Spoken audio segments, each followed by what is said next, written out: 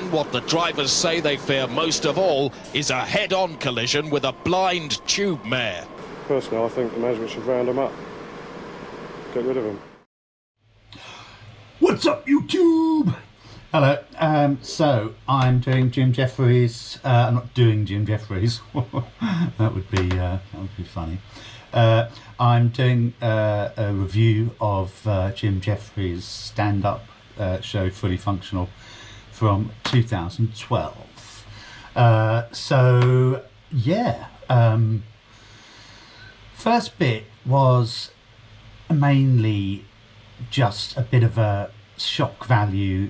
You know, he talks about how he'd like to get married, but he'd like his wife to die after they had kids,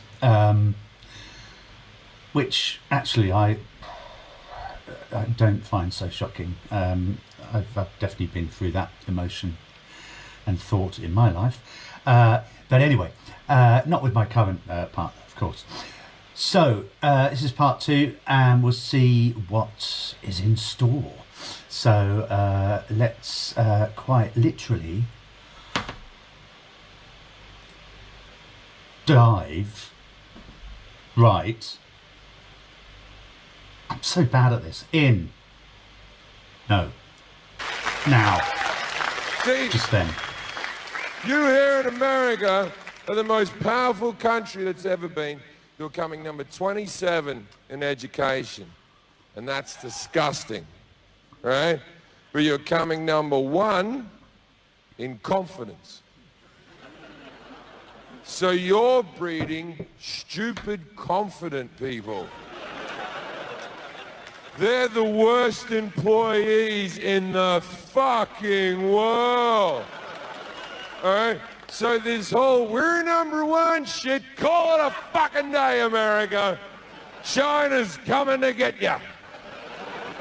And you can't stop China, mate, because they're number 1 in education and they're the bottom of the list in confidence.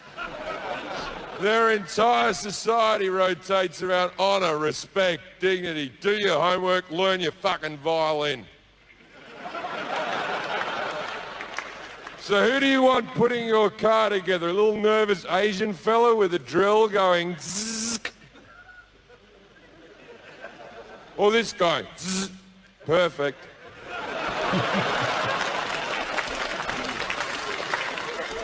Because you can't compete with the Asians. It's not that they're smarter. They're not smarter. Their infrastructure is infinitely better. The Asians do something that we don't do. They acknowledge stupidity. If you have a classroom of American children, little Johnny isn't keeping up with the other kids, what do? Come on, Johnny, you can catch up. We believe in you. What do you think they do in China when fucking Mei Pang isn't towing the line, eh? Get out of the way, you dumb cunt. Don't talk to the smart kids, you're weighing them down. Go over there and make some shoes and help our economy, but leave them alone.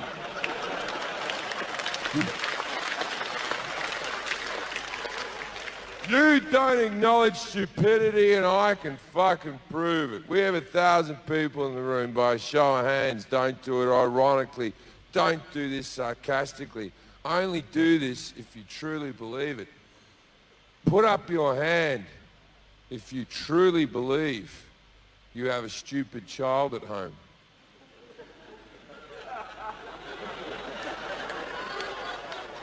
None of you.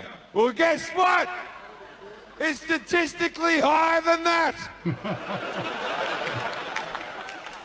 But your child isn't stupid, not your child. Your child has a learning difficulty. That's the definition of stupid. If you have difficulty learning,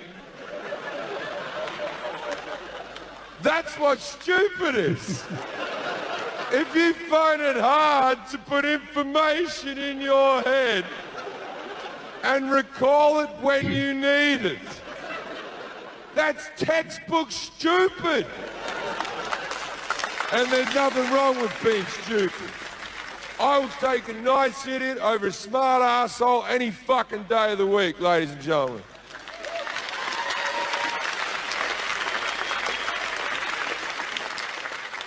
But let's just acknowledge these people. You know, now I've given you a good point. Many of you are thinking, maybe our kid is a dumb cunt. You're picturing him in his little league game, he's in the outfield digging a hole with a stick.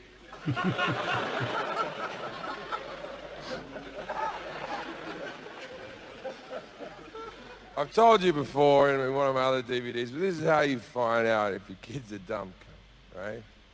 Are you a dumb cunt? Is your wife or your husband a dumb cunt? Guess what your kids are?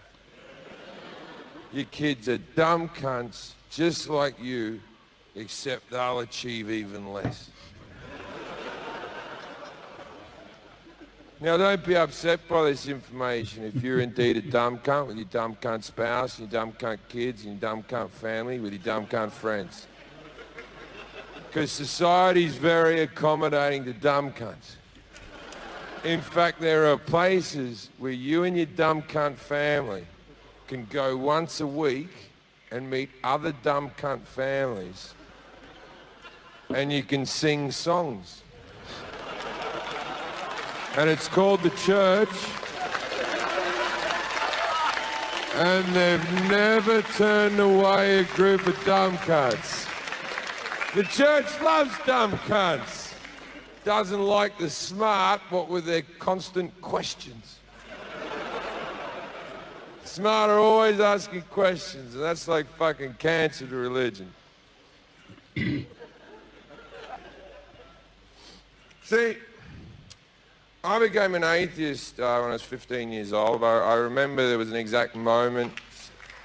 I was digging a hole with a stick. And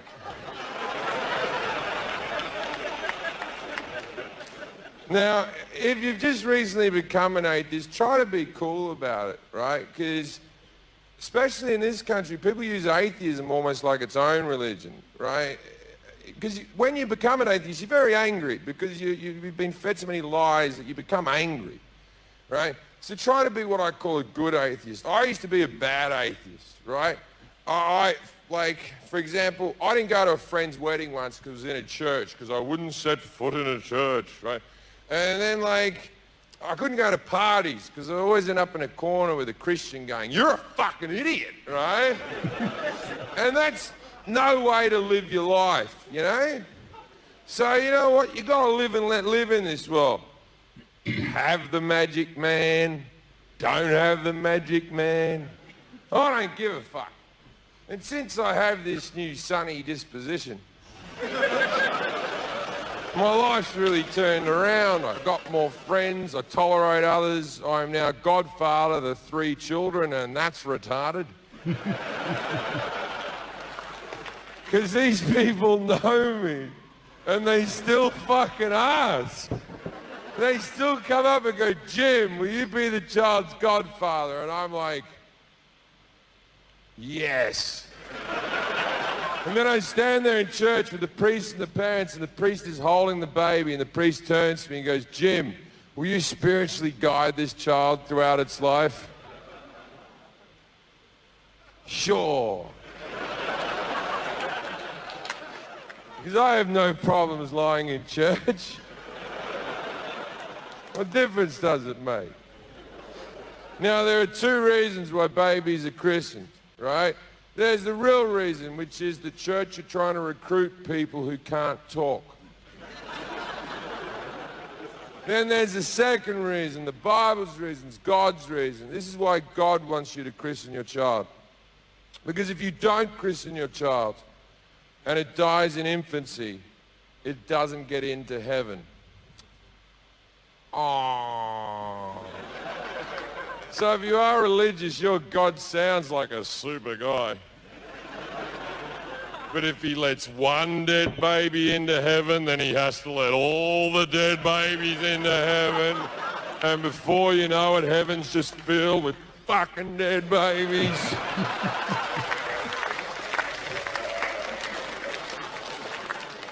Won't be able to move for dead babies. And let's not act like these babies didn't know what they did.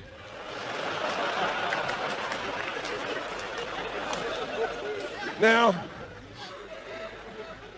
It's not lost on me that when I tell a joke like that in front of this many people, then in this room, there's a good chance that there's a couple who lost their child in infancy. And I'm a comedian, I'm meant to make you laugh, and I've just reminded you of the most horrible thing that ever happened to you, and for that I am sorry. But if you weren't smart enough to get a pedophile in a dress to put a small amount of water on the child's forehead, what the fuck did you think was going to happen, right?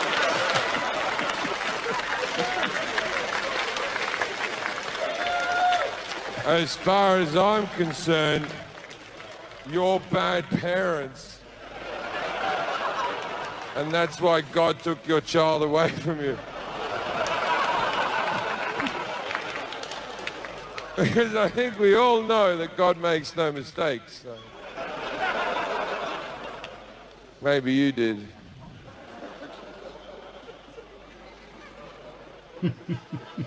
Okay. Oh dear. So, that's really interesting. It's treading that line.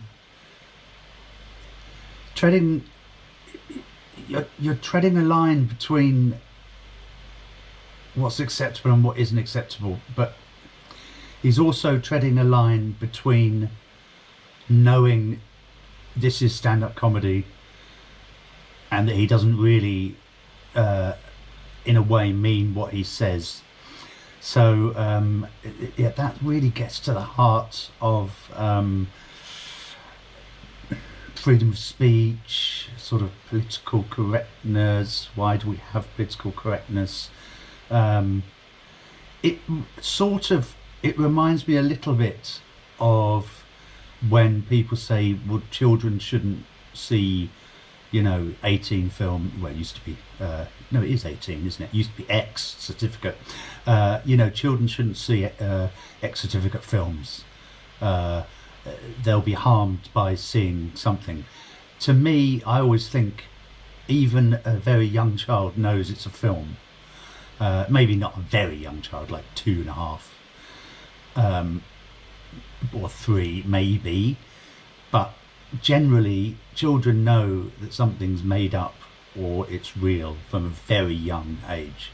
And I guess it's the same sort of thing with this. He's being obviously very offensive on one level, if you just take his words, if you saw them written down, but he's doing it through a medium where he's allowed to say offensive things, because it's a sort of, I guess a lot of people would say, it's like a thought experiment. So you're sort of experimenting with what you could say about something. I don't know. It's really interesting.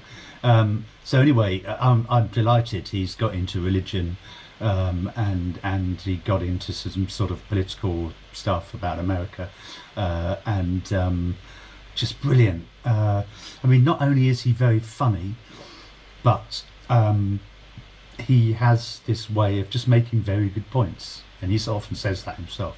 I've made a good point. In that sort of funny way he does. But excellent. So that's part 2. We'll be doing part 3 soon. And thanks for watching. Don't forget to subscribe, and don't nobody go nowhere. And in a statement issued just 10 minutes ago, the Home Secretary announced that he personally will be going into the tunnels this weekend, armed with a special gun.